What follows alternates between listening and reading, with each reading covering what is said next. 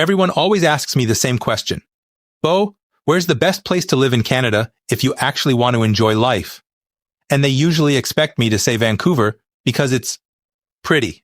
Because it is pretty, Bo. It's the only place in Canada where you don't need a parka in March. It's also the only place where $1 million buys you a tear-down shack beside a weed dispensary. So today we're settling this once and for all.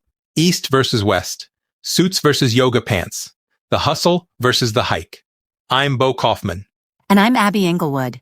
Welcome to Discover Canada in Style, the show where we talk about the stories, places, food, and personalities that make Canada such a fascinating country. From history and culture to cuisine, travel, and a little Canadian humor, if it's part of the Canadian story, we're talking about it here. Welcome to Battle of the Cities, Toronto versus Vancouver. Let's start with the obvious. When I wake up in Vancouver, I see the ocean. I see the North Shore Mountains. The air smells like pine and salt.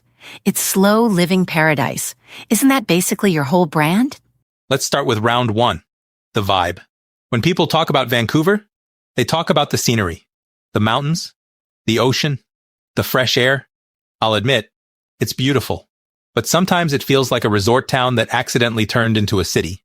You walk down the street and everyone looks like they're on their way to a hike or a nap. That's called work-life balance, Bo. In Toronto, the vibe is just stress. Everyone is power walking. The buildings are wind tunnels, and you can't even see the horizon because of all the condos. That's called energy. Toronto feels like a global city. You've got the brick streets of the Distillery District, the history of Cabbagetown, the mix of old and new architecture. It has texture. Vancouver sometimes feels like glass towers and rain-stained stucco. I'd still rather look at a mountain than a bank tower. You might say you'd rather look at a mountain than a bank tower, and I get that. But wait until you try to find a decent cigar lounge after 10 at night. Now let's move to round two, the food scene. Okay, you cannot win this round. Vancouver has the best sushi outside of Japan, period. You can get Michelin-level omakase for $50 or grab a $3 roll that destroys anything in Ontario. That fish was swimming this morning.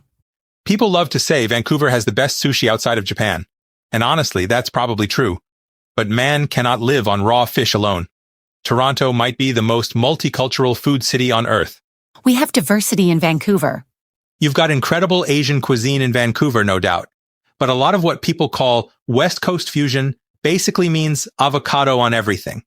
In Toronto, I can drive 10 minutes and find authentic Ethiopian food, high-end French restaurants, real Jamaican patties, and Portuguese custard tarts.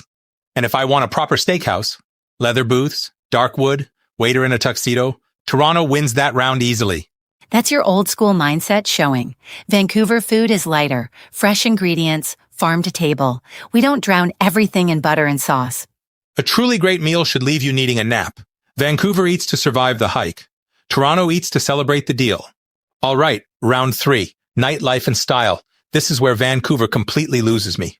I went to a cocktail bar in Yaletown last year, and the guy next to me was wearing a fleece vest and trail runners on a Saturday night.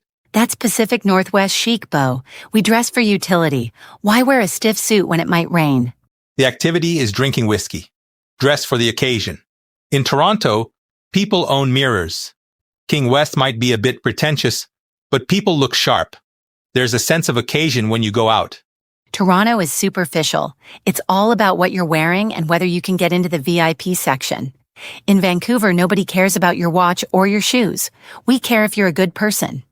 And let's talk about nightlife. In Toronto, last call is more of a suggestion. In Vancouver, the sidewalks roll up at 10. It's hard to find dancing, hard to find late-night spots.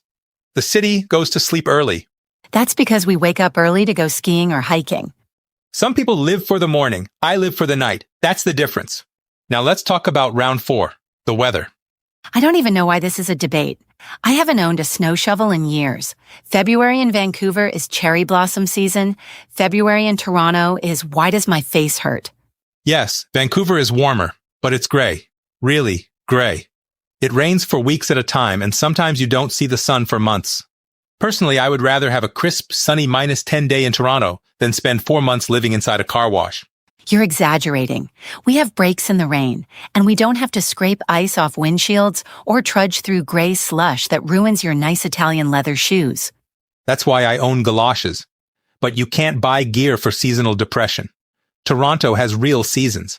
A hot summer, a beautiful autumn, and a proper winter. Vancouver sometimes feels like it only has 2 seasons, rain and construction. I'll take rain over frostbite any day. All right, let's wrap this up with the verdict. If you're 25, love hiking, and don't mind having 3 roommates to afford a basement suite, Vancouver is incredible. It's healthy, it's beautiful, and the scenery is world class. But if you want a city with energy, incredible food, nightlife culture, and a little bit of edge, Toronto is hard to beat. And if you want to stress yourself out sitting in traffic on the 401 but look fantastic, doing it in a tailored suit, Toronto is perfect. And here's the reality check. Toronto is where people go to build an empire. Vancouver is where people go to enjoy it once the money is already made. Ouch, that one hurt a little, but you might not be wrong. That's the bell. I think I won that one on points. In your dreams, Bo, the comment section is going to destroy you for that fleece vest comment. Let us know what you think. Are you team rain and yoga or team snow and suits? Vancouver forever. We'll see you in the next one. Make sure to subscribe so you don't miss it. Thanks for joining us on Discover Canada in Style. If you enjoyed the conversation, be sure to subscribe and join us next time as we continue exploring the stories, culture, and experiences that make Canada such a remarkable place. I'm Bo Kaufman. Thanks for listening, and we'll see you next time.